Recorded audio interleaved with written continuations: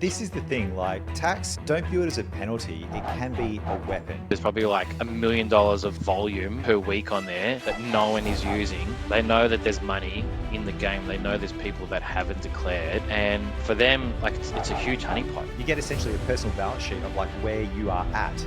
Those things get chased down because they have to be accounted for. And just having that is worth so much.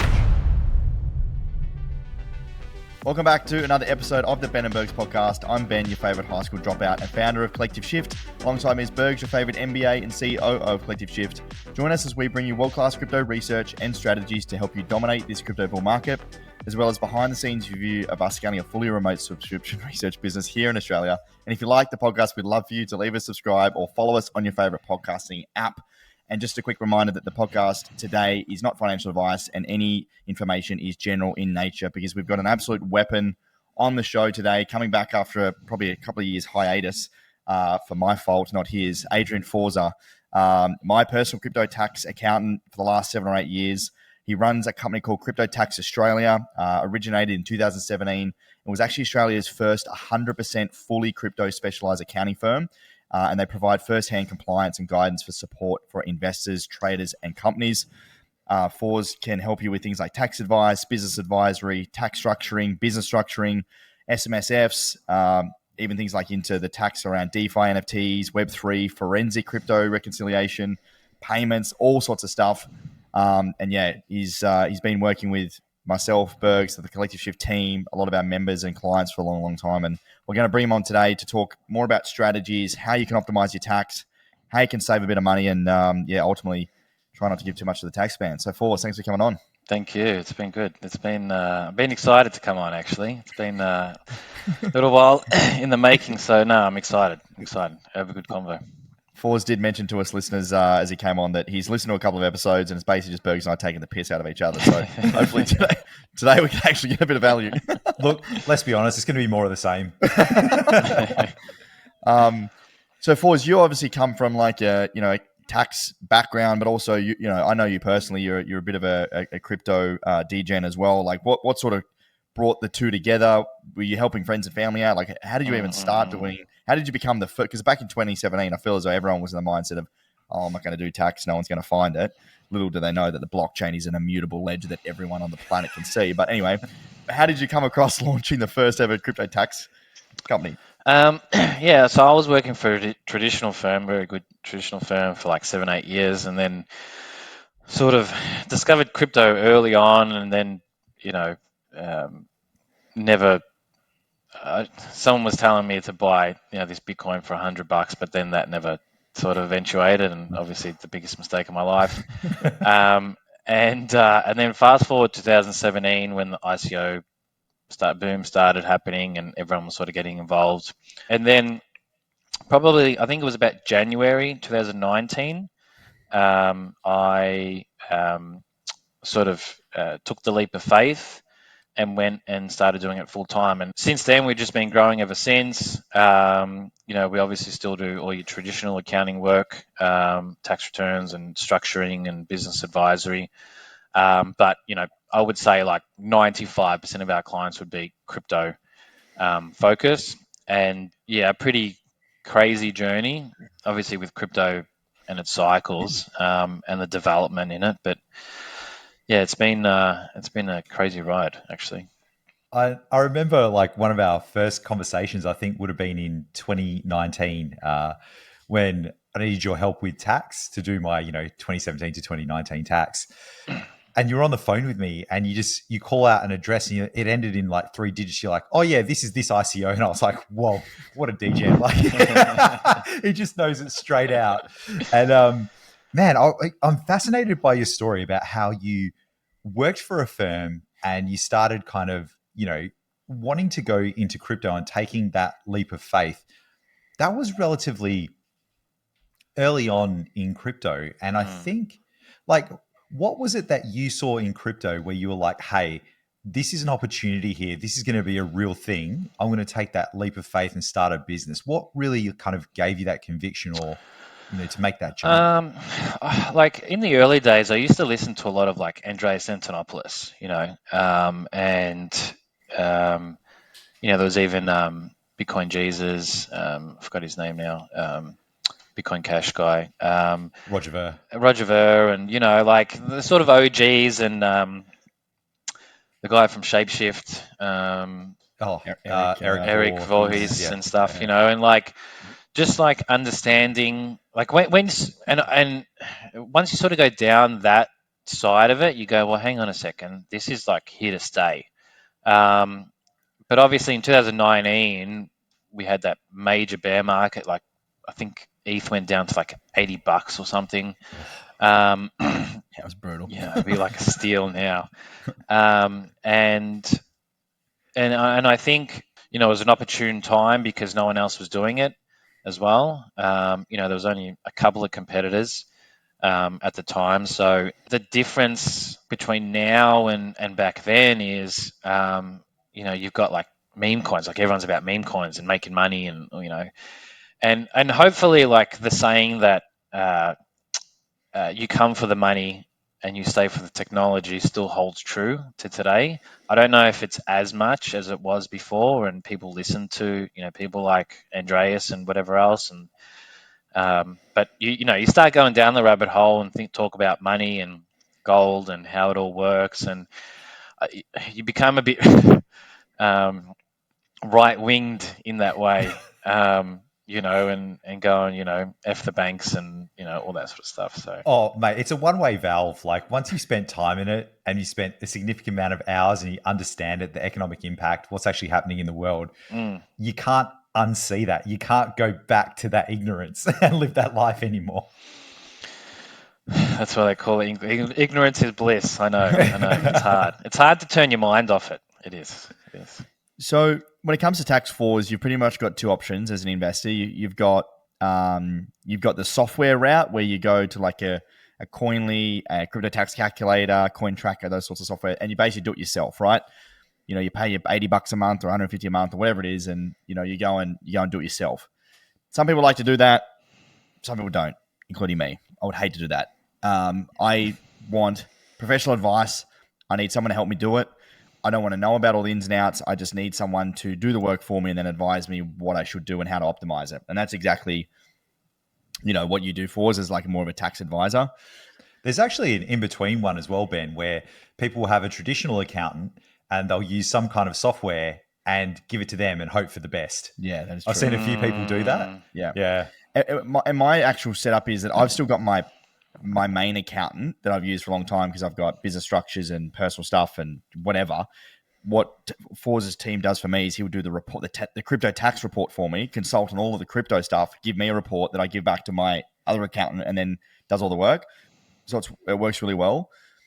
Forza, when you have people come to you, let's say they're first realizing they need to do their tax, or maybe they've started with software and they're coming to you, like what are the common pitfalls or mistakes that people have, I guess, when it comes to, just tax in general?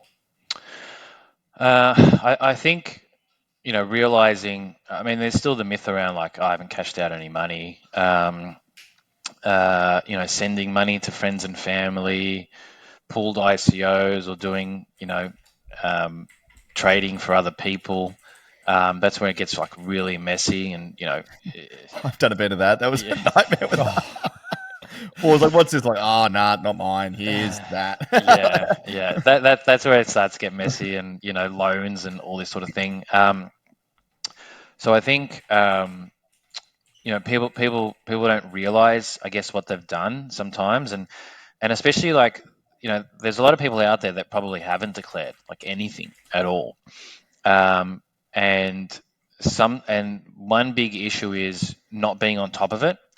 Because obviously throughout the years, there's bull periods and bear periods, and in some years you'll make a lot of money, and then you might lose a lot of it in the next. So the issue is that you could have gains in prior years and then losses in post years, but unfortunately the post year losses can't offset prior year gains, and then you're sort of stuck to pay that tax. So if you start leaving it too long, you don't sort of get prepared in terms of, okay, well, shit, I've made all this money. I'm going to have this tax bill. I need to put like some aside for it. And then people get caught out.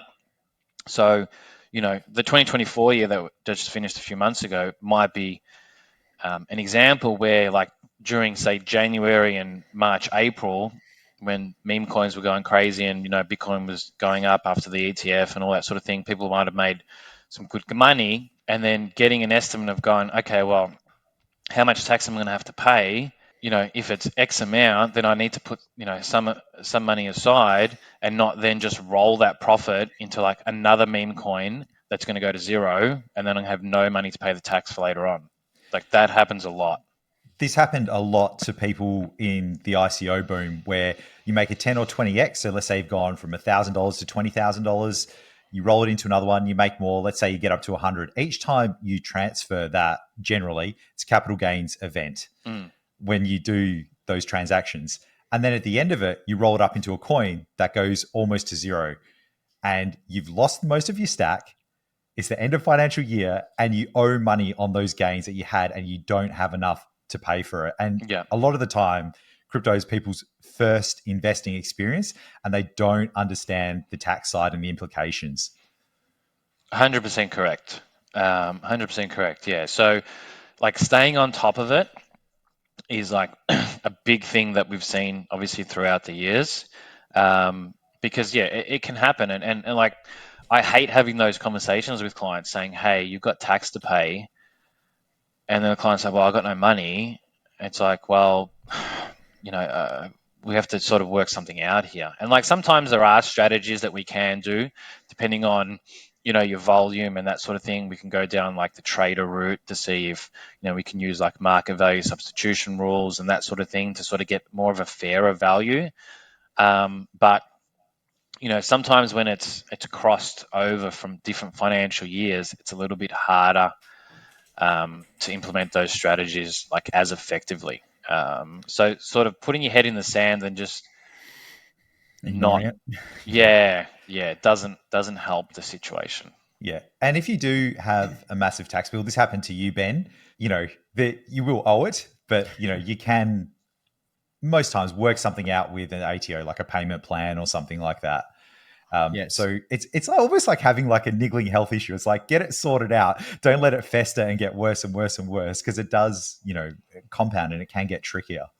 Yeah, and it is scary when you've taken a lot of profits and you know that there's a big tax bill coming up. But I think the worst thing you can do is bury your head in the sand, because then you're naive to the problems or the upcoming future problems. And, when I sold a lot of mine 3 or 4 years ago to build Collective Shift, like, I basically rolled all of that capital into the business and had pretty much fuck all cash to pay for the tax return. But you can negotiate payment plans and stuff with the ATO. Like, they're relatively okay about it. You've just got to. But is it right, Forza, though, that you need to be like on top of it? Because if you let it go and you're already like a year behind and now you're trying to negotiate, it's like you're coming from a pretty weak position. Well, like, just yesterday, and this is fairly rare for the ATO to do this. We got what's called a garnishee notice. And a garnishee notice is essentially a notice saying to the client, hey, we've been trying to contact you for like a couple of years. You got this massive tax bill. We're just now going to take the money out of your bank account. And they would take it. They probably would take it out before you even get the letter, because they've been constantly chasing this person. They either take the full amount or 50% of whatever balance you've got in there. So if you've got 100 grand, they're just going to take 50 grand out. They'll just take it out. They'll just take it out. Yeah, like, that's worst case scenario. But it happens. Like, we've been trying to contact this client and get in touch to make a payment plan like multiple times. But he's put his head in the sand, and now there's really nothing that we can do anymore, because we've tried as much as we can to. All right, this is a really good point. Let's talk about declaring. You need to fucking declare your tax. If there's one message, you absolutely need to do that. You won't just sleep well at night. You are not a sovereign individual in Australia. The government owns everything. They've got access to your bank accounts. They've got access to your property. They can stop your cards. Do not delude yourself. And they know who you are. If you've used an exchange, they've got mandatory reporting. ATO can have a please explain. They'll have your ID. You'll be linked somehow. All those addresses that you're sending to that you think you're safe, They're not, because they're tainted and you can follow it back. It's on a public ledger. Mate, we need to talk about declaring, and people should be doing this. It's otherwise you're not going to get away with this. You're not smarter than anyone else. You're not smarter than the ATO. You might be doing fancy shit on a blockchain, but they have time and they will catch up with you. So it's an interesting one because I think, especially for people that haven't declared, one, it's daunting, right? So usually, like when a client comes to us and they haven't declared, or they've tried to do it themselves, the first year is always the hardest because sometimes you got to go back depending on how far or when they started investing. And obviously sometimes there's exchanges that have closed down, so you need to try and get that data if you can, or make some assumptions and estimates based on the blockchain and movements and all that sort of thing. And I guess the issue is that people might think, okay, well, I might have all this tax to pay, but it necessarily might not be, because even though they might have rolled in the profits, there might be like some of these NFTs or other tokens that have gone to zero. There's no liquidity, so you can't sell them. So some of these you can write off. But if you've got losses as well, like I don't understand why you wouldn't want to declare that, because then any future profits can be offset against those losses in the future. Like it just doesn't make sense to me. But like in terms of what the ATO is doing, if we had this conversation, say 3-4 years ago, their overview wasn't as good. There was still information that was being sent from most of these Australian exchanges to the ATO, but with limitations. Now I know for a fact that the IRS themselves actually flew over, and this was very recent, probably 6 months ago, for a week, and did a full training session with the ATO on tracking, how to use chain analysis, the questions to ask, how to sift through the data. Because we actually got a client recently, and this might be a bit of a long story, but I'll try and cut it short. But this client actually had some Bitcoin back in 2012, 2013, and long story short, they lost the password. They got a hacker to sort of hack in and get the Bitcoin for them. That eventuated back in 2021, and there was about 250 Bitcoin in there. Oh. And I think 50 went to the hacker, and then 100 went to him and his girlfriend at the time. And he then cashed out, or him and her cashed out some of that Bitcoin on an Australian exchange.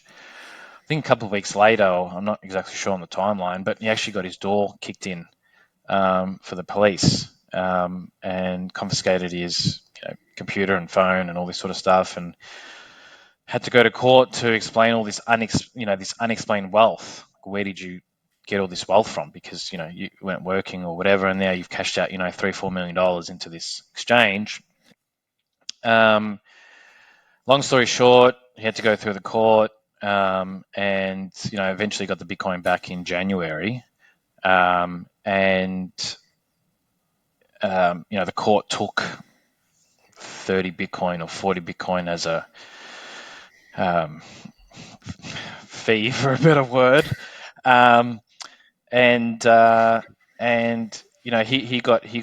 he's actually been audited as well because he hasn't lodged the returns. So I spoke to the ATO officer, about a month ago, and I said to him, what's being audited? We want a list of all these exchanges and the wallets and the data and tax returns, etc. I said, do you know sort of the background of what's happened? He said, yeah. Because I looked at his signature, and he was from the Fraud, Crimes and Investigation Unit from the ATO. So as soon as I saw that, I said, shit, something's not, full on here. And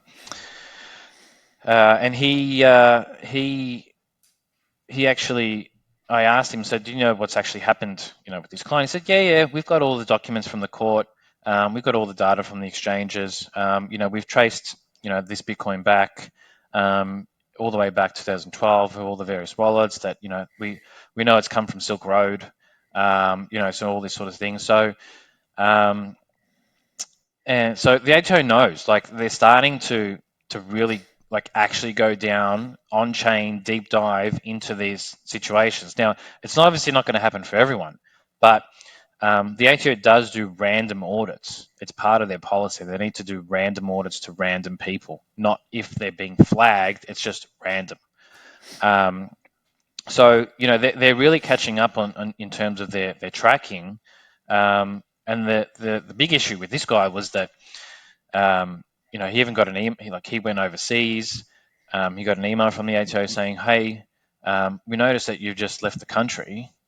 Can you please reply back, or else we're going to have to issue default assessments." And what he didn't know at the time was the 50 Bitcoin that was sent to the hacker. They were going to assume that that was his, because that hacker then cashed it out into New Zealand, thinking it was this client's. So he would have had to pay an extra $5 million, tax on $5 million of cash out profit at the time. So it's pretty wild, sort of what's happening in the background. But yeah, the HO, they're not sort of stuffing around anymore. They know that there's money in the game. They know there's people that haven't declared. And for them, like, it's a huge honeypot. You think about all the people that haven't declared or wrongly declared by using different softwares and changing different methods from one method to another method each month, or then going from one software to another software that changes the calculation or changes the transactions. Like, there would be so many holes in terms of the tax that the HO isn't getting. But there's also people that obviously are under-declaring, but there's a lot of people that are over-declaring.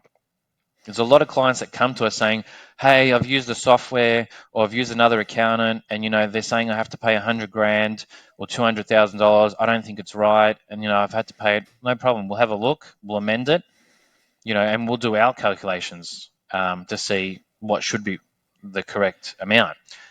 And clients love us after that, because they're thinking they're $100,000 in the hole, and then it's only like 40. It's a huge saving. Exactly right. So something similar happened to me where, I ran some tax software. I thought, oh shit, here we go. Went to Forza, and mate, it was a lot better. You prepared different reports for me on different classifications and treatments. A lot of things that I was still holding can be written off as unrecoverable. You can carry forward those losses in perpetuity. And it was just amazing to get that other view. And then I'm still in charge deciding which route we actually take after you've explained the tax treatment to me. And as things are getting more complicated, mate, I'm dying to know, how do you handle this? Like, do you do a lot of manual stuff? Have you built your own tooling around this? How do you stay on top of it and manage to service all these clients? Yeah, so we sort of started using some software, obviously, from the beginning, but over time we've developed our own software where it exports all the data from, obviously, the exchanges and all the blockchains. And it's one thing getting the data and getting an accurate data, but then obviously putting it into a format that you can use to, from a tax point of view. So I know, like, specifically, probably February of this year, I knew that especially this financial year, we were going to have an issue because of all the new blockchains that have come out. NFTs on Bitcoin, so all this stuff on Solana, the meme coins, all these layer 2s everywhere. Like, there's still some layer 2s or layer 1s that I haven't even heard of. And, like, sometimes you have these crazy clients that do like 5,000 transactions on this chain you've never even heard of. There's probably like $1 million of volume like per week on there that no one is using, and like we just have to build it, to get accurate data. And I think that's what's helped us throughout the process, because if you're trying to rely on the crypto tax softwares, or like trying to download a CSV or something, you can't do that. Like it'll just take you forever. So we just put time and effort into and money into making sure that we can build our own, so we don't have issues. And like we're building them all every week, because there's always new things coming out or new things that clients have done. And I know that's what a lot of people struggle with.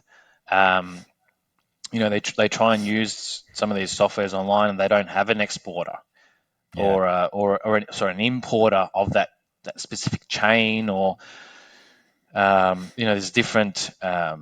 And sometimes the pain in the ass also is exchanges. They change their formatting, they change their API, they change how you get the data, how long you can get it for. There's certain exchanges that just delete the data after like a year. You can't get it. And you have to kind of, and the other important thing that tax software doesn't pick up is intent. Like, what are you actually doing? Which hat do you have on in your structuring? That was a very important thing. And like, while this all sounds daunting, and literally it took less than 2 hours to do the entire thing for the things that he needed with all of my transactions and everything, it was very straightforward. And then his team goes and handles all of that. And I think one of the best tips I ever got was from you, Adrian, where just writing down that intent. Like the first time I did my tax with you in kind of 2019, if I do a transaction, I'll kind of just record like which hat I have on, whether it's individual, trust, whatever, just a link to the actual transaction, what I was trying to do, and that just helps unpick everything. Because can you imagine going, oh, hey, remember on this dog shit chain XYZ 3 years ago when you were doing this thing, what were you actually trying to do? Yeah. It is. It's like we've got sort of short memories, especially when you're sort of degenning, doing this, that, and the other. It's hard to remember. I mean, me personally, I need to do my own reconciliation, because I keep saying to some of the guys, like, oh, shit, I've got stuff everywhere on this staking eigenlayer and metamorphosis and all this sort of stuff, and I'm like, I need to work out where everything is, because I've forgotten. And sometimes, and the only way you can do that is actually doing the reconciliation. So there's been so many times where we've said to a client, hey, I think you've still got like this XRP or, Solana or whatever. No, I don't. I said, no, I think you do. I mean, and they go back and they boot up like this old ledger or something, or this old Exodus wallet, and bang, there it is. We had one client probably a month ago here. There was like 40,000 XRP on there. There was another client 2 months ago that we did the reconciliation for, and he was sort of going through a divorce with his wife, and he needed to get a reconciliation done to see what all the assets were. And I said to him, listen, there's 4 Bitcoin that was sent out from BTC Markets to your wallet, and it's not on any of the records that you've given us. No, there must be a mistake. And I said, oh, okay, I'll have a look again. So we went through I went through all the records again. I went through the blockchain. I said, no, they're still there. They're unspent on the Bitcoin blockchain. They haven't moved. They don't match anything else that you've got. I reckon they're still there. Nah, I must have lost them. I said, okay, let's, and he was being legit. I don't think he was trying to he wasn't trying to, pretend. So anyway, I said, listen, let's jump on a video call and we'll go through I think it was a Trezor he had, and go through the list of items.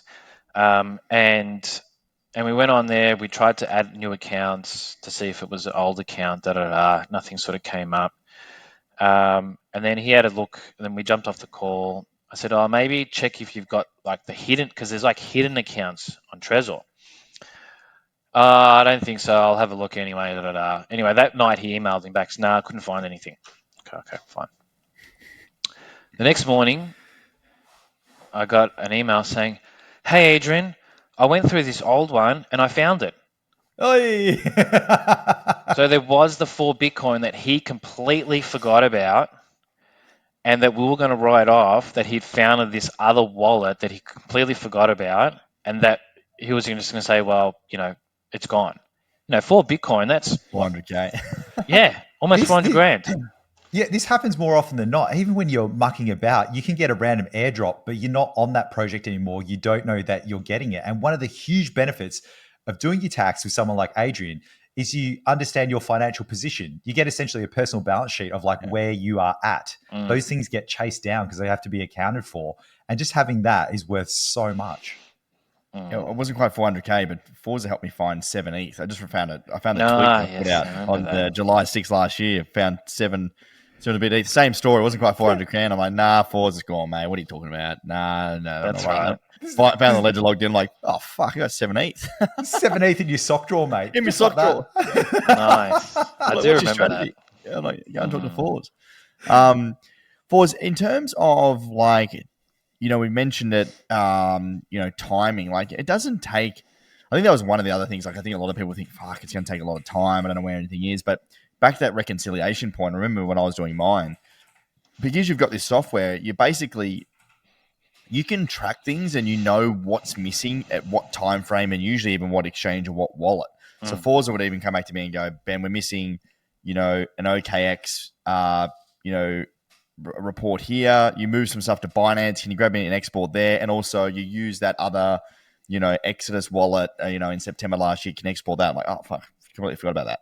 So it's just a cool way, that reconciliation. It doesn't take a lot of time to put it all together. It's just like sitting down and just knocking out a couple of hours, I think.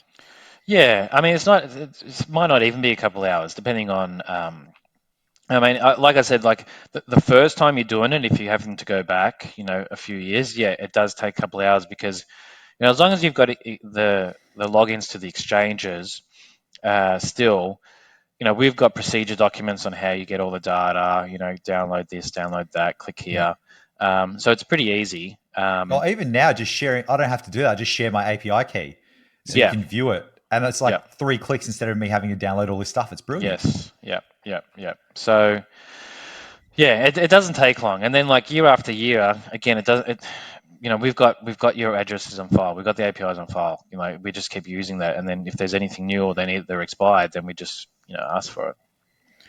Forz, a lot of our platinum clients especially are starting to take loans against their Bitcoin, either through something like Block Earner or Vield. I know it's been a pretty hot topic around just the taxation of that when you're moving assets to someone like Block Earner to take out a loan against your Bitcoin. Could you just walk us through how that's currently viewed upon as in terms of a tax perspective? Yeah.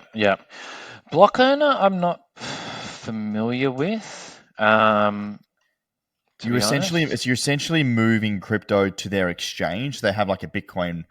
They're like a crypto exchange. So you move your Bitcoin into the wallet, and then you move that Bitcoin into as like collateral for a over collateralized loan. Yep. I can see them here now. But you don't see it on chain. Yeah. Okay. So it all comes back to, and this is a very hot topic in crypto at the moment, and tax. It all comes back to who's the beneficial owner. Has the asset actually been transferred, or the ownership been transferred? And I remember talking to the Vield guys early on about this specific issue.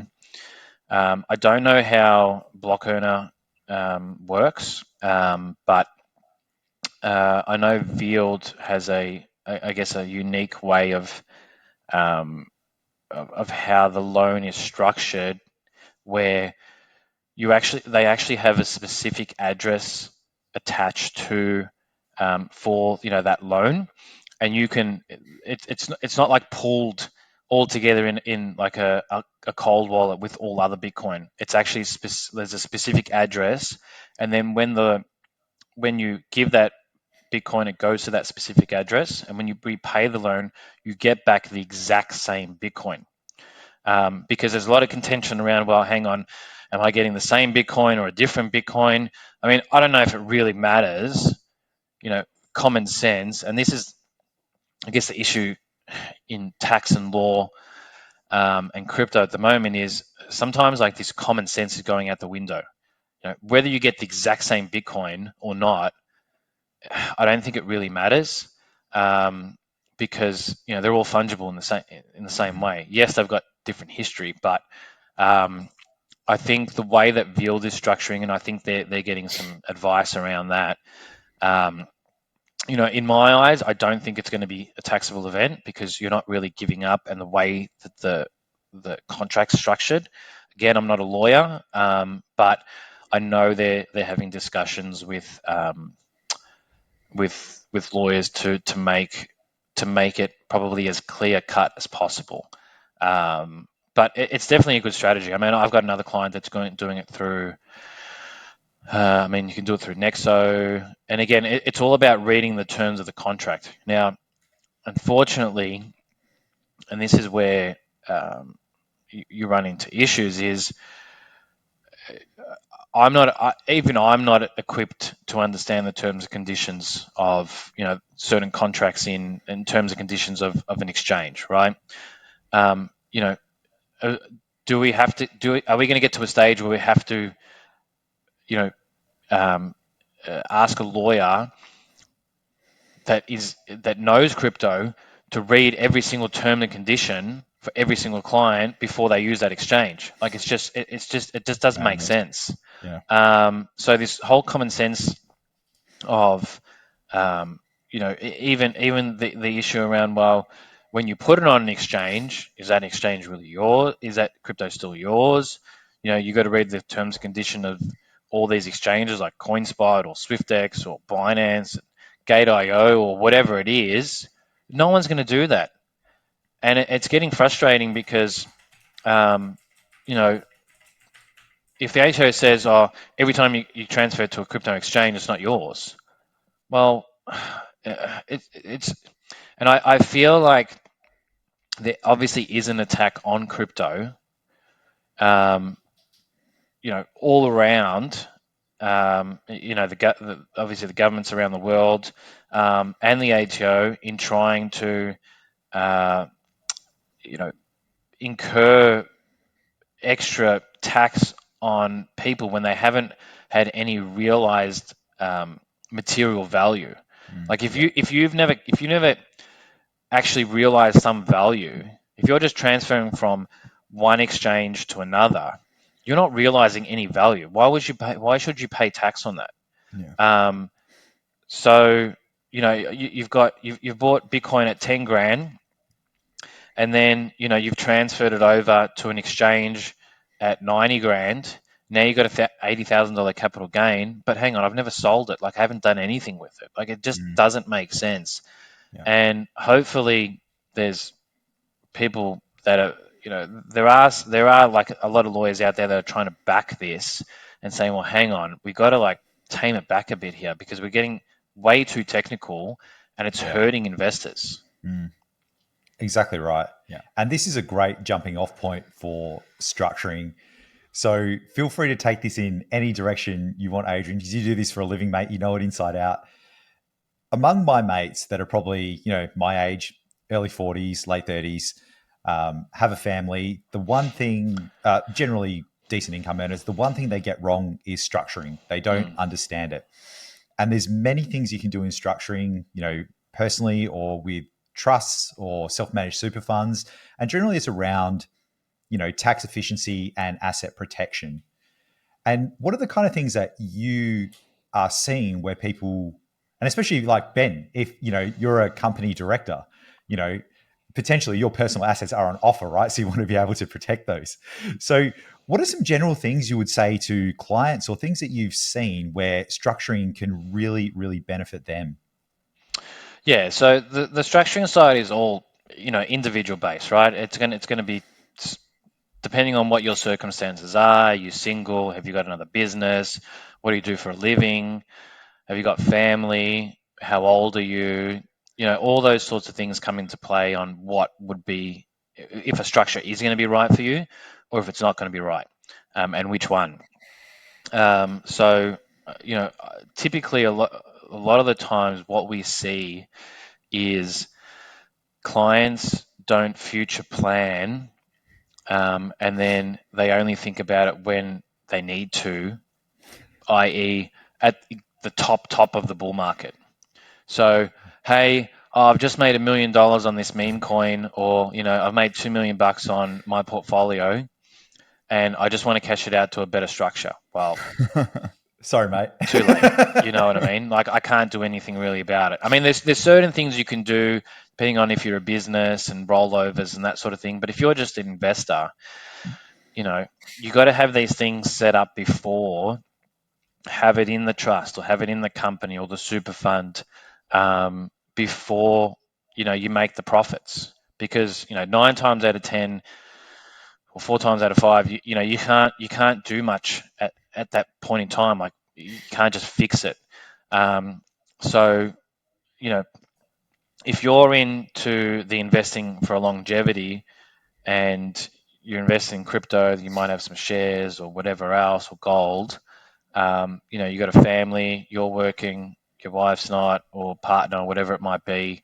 Something like a trust structure would help, because you can sort of distribute the funds around in the family, and the family wins, right? It's all about the family generating the wealth. It's so.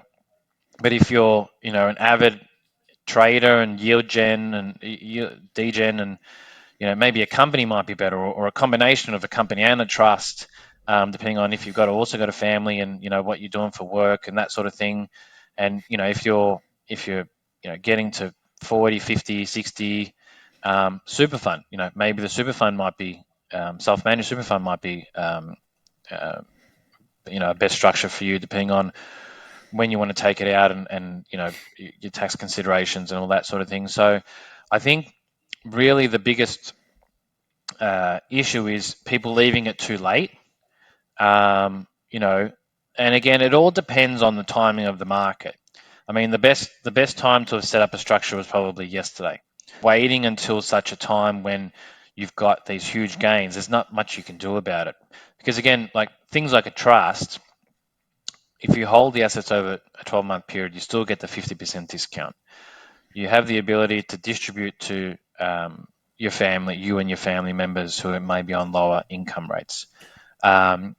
If something happens to you, the trust is still in existence. The assets don't need to get sold. Companies, 25% flat rate if you're trading crypto. If you're on 180,000 already, and you're paying 45% tax, and you're doing all this degen stuff, there's really no point putting it into your personal name. And super funds, flat rate of 15%. When you retire, it's tax free. So it all just depends on your life cycle, where you are in life, what your family's like, etc., etc. But we help clients, structure things all the time. New clients that come in, or existing clients where their situation might change, or they're thinking about a future. Because these sort of structures you hold on for life, and even if you set up something and you make a loss in the first year, you can still use those losses against the profits in the future as well. They don't just disappear. But sometimes there might be an issue where, a structure doesn't suit you. Like if you came to me and said, I've been holding everything for 12 months and I'm going to cash out in 2 months' time. Well, you probably just leave it in your own personal name and cash out and, pay the tax on 50%. There's no point trying to stuff around. But like there's been some clients that, like one in particular this year, he was an NFT creator and, doing it in his own personal name. And he was doing a lot of NFTs and a lot of trading and yield farming, and selling and buying NFTs. And we sort of rolled him from his personal name to a company. And I think he made 200 grand in the first year. And then it was like 1.2 million after we rolled it in. So like the saving in tax, 47 to 25%, that's 22% tax saving. Like it's 200 grand there. That's huge. You offer anyone a 20+% even return, and they'll love you for life. And that's why you could think about it that way, actually. Yeah. I look at this like insurance, where you want to talk about it and have it before you need it. Like the day to have that structuring conversation, if you're thinking about it, is now. Like get some advice and set it up, because it'll save you so much money in the coming years. Yeah. Or give you the flexibility or asset protection or peace of mind. There's Correct. many benefits depending on what you're after. Yeah. Forza, in terms of just like anything that you would give to our listeners or members or just audience in general when it comes to tax, like, I don't know if there's any sort of final words of wisdom. I feel as though we've done some good stuff around structuring and just getting over that mental barrier, but even people that are doing their tax or different, is there things that we can do as investors to help when it comes to tax time, or just, any sort of final? Yeah, I think obviously something that Bergs touched on before was keeping a note of like what you're doing as well. That's a big one. You don't have to write down every single transaction, but where there's something that's a bit left field, and then you go back a year later going, oh, where did I send this? What was this for? It becomes really helpful. And I think a lot of people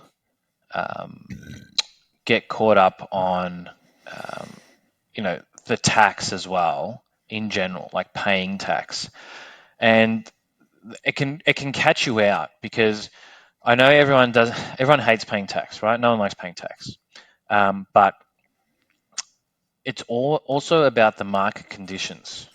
So as an example, like let's say that you bought in maybe some people can think, okay, let's say you bought right now, okay? Let's say you bought Bitcoin at 60,000 US, and then for whatever reason, in the next 3-4 months, let's say that interest rates go to zero, there's no war, Trump gets elected, whatever it is. Let's go. So bullish. I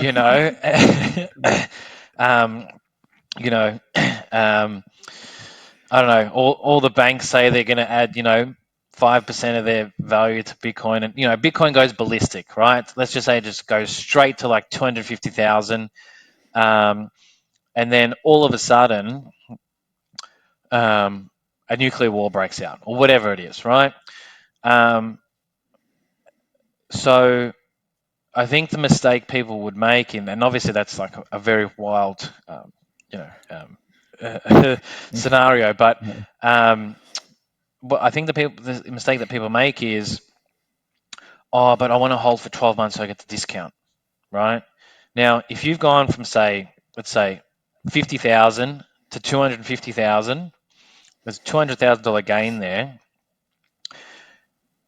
and you haven't held for 12 months, then you're going to pay 100 grand in tax, right?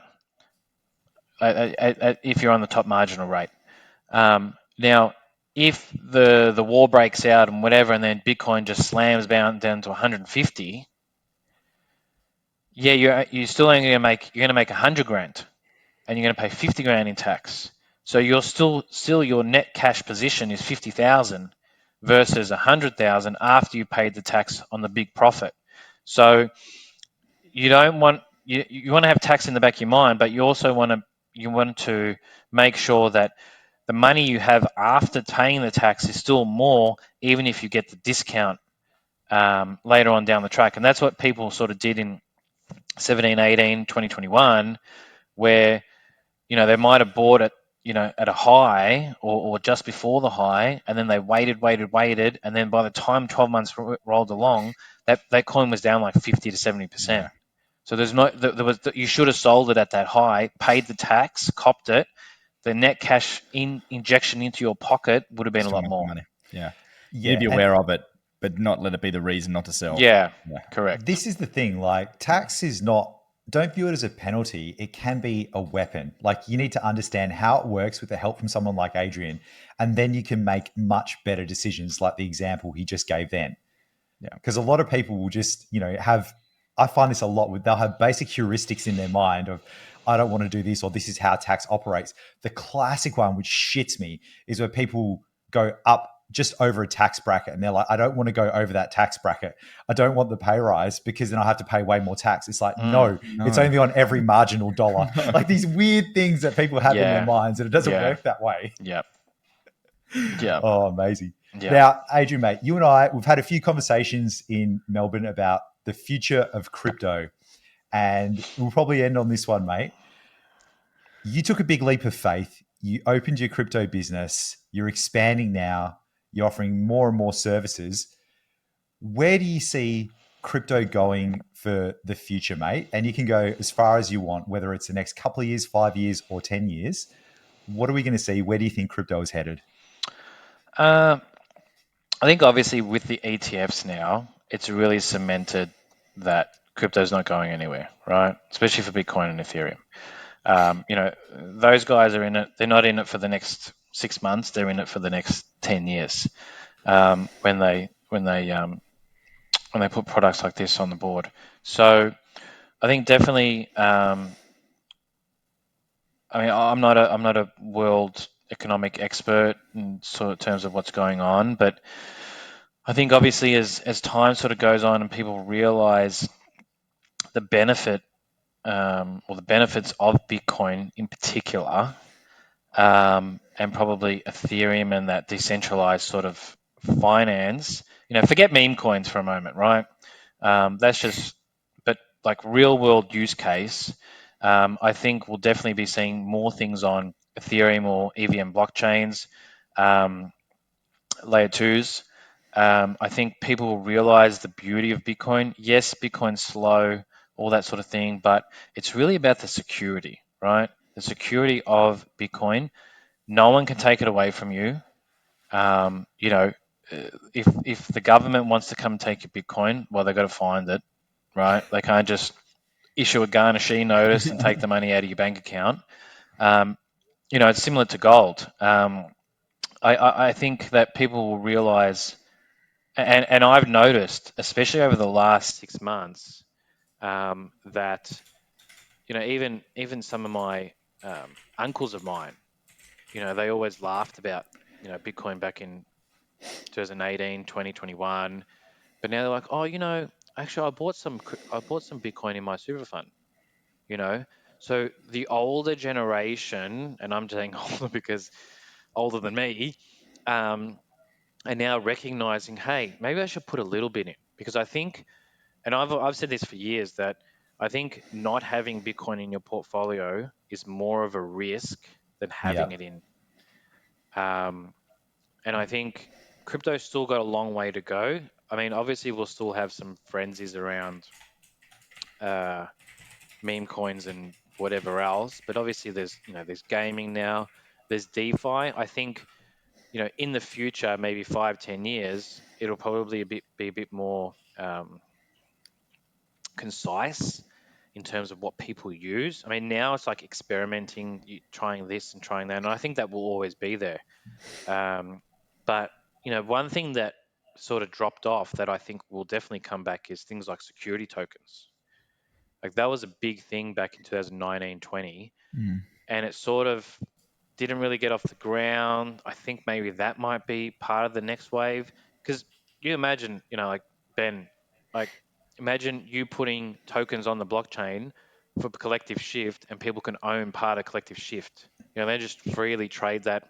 You can pay a dividend out, that sort of thing. Like, I reckon being able to put everyday companies, obviously there's risk and regulation and all that sort of thing, but everyday companies, that would mean like nearly every single business would be able to get bootstrapped with funding. It's like a better ICO. It's just like, yeah, that's an amazing way to do capital formation, and it's just so efficient. It's just purely regulation, I think, Forza. I totally agree. I think it's 100% tokenizing the world. It's just the People Sort of gave who up ended because it was up with too risky and it was too hard, Yeah. and the penalties are Yeah, it was astronomical. too You go big. to jail. Yeah. Yeah, but I agree. No, but there are still companies. I mean, I invested in one a few years ago, and they just got $10 million worth of funding. I saw an email come through last week, and that's what they're doing, security tokens. So Nice. it's still happening in the background. It's just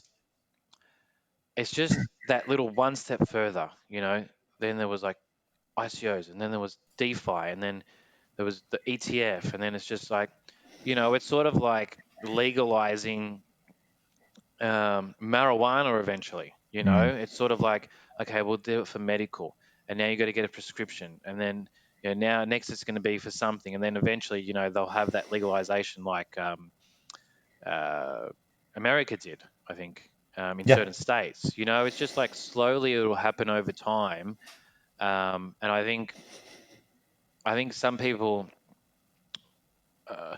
There's obviously so many big companies that are in the space now, realizing the potential. Sony, um, I think can't remember if Samsung's in there now. Realizing, hey, well, this is the future. It's not going to be everything. Everything's not going to be on the blockchain, but I think definitely, and it just starts with one. So, like gaming, for instance, like imagine something like Ubisoft or Blizzard started to do something crypto blockchain. Yeah. That would then mean it forces everyone else's hand to join in because then they're losing out. Yeah, they can capture that market share. It's similar like MicroStrategy. And now he's basically written the playbook on how to make your company better and solve a treasury problem. There you go. Yeah. Epic Fours. Thank you so much, man. That was an absolute masterclass of tax. Where, if people are just wanting to have a chat to you or just figure out, even if it's a viable option to come across and work with you guys, what's the best way for people to go about it? I think people can get a free 15-minute consultation. What's sort of the process there? Yeah, so you can give us a call, 03-8609-1269, or you can just visit our website, cryptotaxoz, which is aus.com.au. There's a book consult button on there, or you can send us an email, or we've got our email on there, or we've got the contact form. Sometimes people are working 9 to 5, so we do after hours discussions if that's easier. Book consult, email, give us a call. And we can sort of take it from there. And Awesome.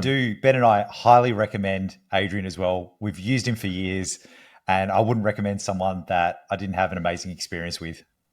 Yeah, and just to be Very ultra happy. clear, this is the absolute opposite of a paid shield. This is completely like we love Fours, we love his services. This is not a paid promotion. This is just genuinely because we recommend him. And as a Collective Shift listener, member, Ben Bergs listener, you also get a bit of a discount over with Fours. And yeah, we just know how much money it can save you by doing this right. So you want to speak to the best in the business. It's also more like not hanging over your head too. Yeah. Like that's a big one. Oh, There's a lot of people like after we do this, I think, oh, I'm so relieved. Thank you for doing it. Now I don't have to think about it anymore because it's sort of like just been daunting them for years. Yeah. bro, I sleep so well at night now. Like I was holding off for so long. I'm like, fuck, got to do it. Got to It's eating my brain. And now it's like, sleep like a log, mate. That's great. No, thank you so much, Forz, for coming on, man. I know you're a super problem. busy dude. And if you have any questions, send it over to Adrian. And if you've got any other crypto friends or family colleagues that maybe need some tax advice, send them this episode, get them the download and make sure they don't, stuff it up and get some right advice. So, mate, thank you so much again. And we'll see everyone on the next episode. Been great. Thanks, guys. Thank you.